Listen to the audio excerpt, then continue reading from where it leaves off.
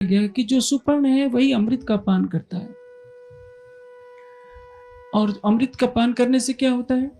तमे विदित्वात् मृत्युमेति। जो परमात्मा है वही अमृत स्वरूप है और उसको प्राप्त करने के बाद ही मृत्यु के बंधन से छूटा जा सकता है। देव और असुर क्या है? हर प्राणी के अंदर दैवी शक्ति है और आसुरी शक्ति है। दैव और आसुरी दोनों शक्तियों में संघर्ष होता है। ब्रह्मचर्य तपसा देवा मृत्युम उपागनात्। ब्रह्मचर्य रूपी तप से देवताओं ने मृत्यु को प्राप्त कर लिया, ब्रह्म को प्राप्त कर लिया। मृत्यु को जीतकर अमृत को प्राप्त करना। और अमृत तत्व कौन प्राप्त करता है? जो सुपर्ण की अवस्था में प्राप्त होता है। सुपर्ण किसको कहते हैं? सुंदर पक्षी, पंखों वाला पक्षी। आप वाणी में हमेशा पढ़ते हैं कि ब्रह्मात्माओं के दो पंख हैं, एक इश्क के और ईमान के। प्रेम और ज्ञान का, ज्ञान अटूट विश्वास दिलाता है, प्रेम उस सत्य को प्राप्त करता है। अमृत को प्राप्त करने के लिए प्रत्येक ब्रह्मात्मा को क्या चाहिए?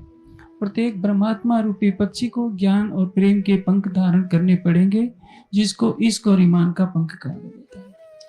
जो कलश के ऊपर स्वस्तिक का चिन्ह लगाता है, स्वस्तिक का जो चिन्ह है वो ओम का प्रतीकात्मक रूप है। ओम क्या है? अक्षर ब्रह्म का वाचक नाम है। परिक्रमा में कहा है, इत और न दूजा कोई, स्वरूप एक है लीला दोई। अक्षरातीत ही जब सत्ता के रूप में क्रीड़ा करते हैं तो उनको अक्षर कहा जाता है। और अक्षर का मन अव्याकृत जब प्रकृति के अंदर प्रविष्ट होता है प्रतिबिंब रूप से, तो उसको नारायण कहा जाता है। आपने कलश की चौपाई में सुना है कि राज कया कुछ सुन के अब तो मूल अंकुर, कलश होत सबन को नूर पर नूर से नूर। महामती जी की आत्मा कह रही है कि राज कया कुछ सुन के, मैंने कुछ सुनकर तात्पर्य क्या है कि हिलाया हृदय बैठ साक्षात। रास की लीला का वर्णन कौन कर रहा है? जो हफ्से में महामती जी को दर्शन देता है। युगल स्वरूप ही तो रास का वर्णन कर रहे हैं। श्यामा जी का सबसे पहले श्रृंगार अवतरित होता है, कौन वर्णन कर रहा है? राजी कावेश वर्णन कर रहा है। राजी कावेश ही सभी रामतों का वर्णन कर रहा है। इसलिए महामती जी की आत्मा कह रही है कि रास कहिया कछु, कुछ रास का वर्णन किया है। कुछ शब्द का आशय क्या है? राज तो अनंत है। बेहद को शब्द न पहुंचे तो क्यों पहुंचे दरबार, लुगा न पहुंचे रास लो इन पार के भी पार। महामती जी की आत्मा कहती है कि इस संसार का एक अक्षर भी महाराज तक नहीं पहुंच पा रहा है, तो मैं परम धाम का वर्णन कैसे करूं? इसलिए कुछ शब्द का प्रयोग किया है कि राज्य का आदेश है कि परम धाम की आत्माओं को परम राज की लीला का वर्णन करना है।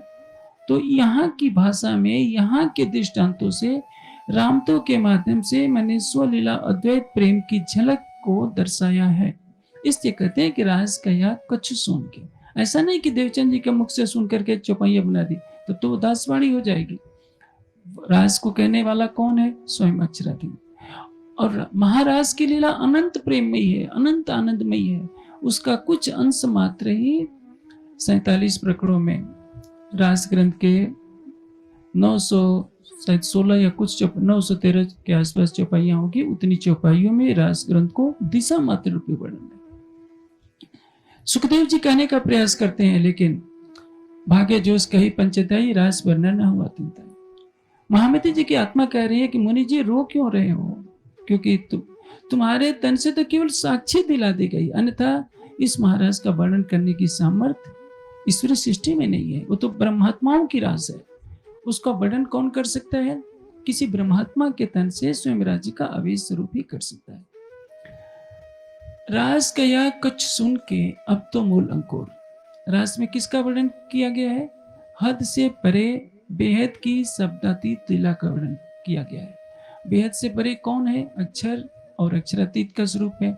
दोनों का स्वरूप कहाँ विराजमान है? परम धाम में। हद के परे बेहद है, बेहद पर अक्षर, अक्षर पर वतन है, जागिए इंदर। राज कया कुछ सुन के अब तो मूल अंकुर, मेरा मूल अंकुर जागृत हो गया। मेरा मूल अंकुर कहाँ है? मूल मिलावे में। मैं अक्षरातीत के चरणों की सानिध्यता में बैठकर अपने परात्म को देख रही हूँ। मैं जानती हूँ कि मेरी परात्म मूल मिलावे में राज्य के चरणों में बैठकर इस माया के खेल को देख रही है। खिलवत की पहली चौपाई कहाँ से शुरू होती है? ऐसा खेल दिखाइया जो मांग लिया है हम, अब कैसे मैं अर्ज करूं, कहो कि मांगे तुम। मैं उस परात्म को देख रही हूँ जो मूल मिलावे में राज्य के सम्मुख बैठी है, न बोल सकती है, न हंस सकती है, न रो सकती है, न अपनी बातें कर सकती है, अपने सामने बैठे हुए अपने प्राणेश्वर को भी देखने में असमर्थ है। लेकिन राज्य, आपने इस माया के संसार में परम धाम की जो वाणी दी है, इस वाणी से आपके स्वरूप में अपनी सुरता से डूबकर मैं अपनी परात्म के तन को देख रही हूँ, सब सुंदर साथ के तनों को देख रही हूँ। इसको कहते हैं अब तो मूल अंकुर। रास कया कुछ सुन के अब तो मूल अंकुर, अब मेरे अंदर परम धाम की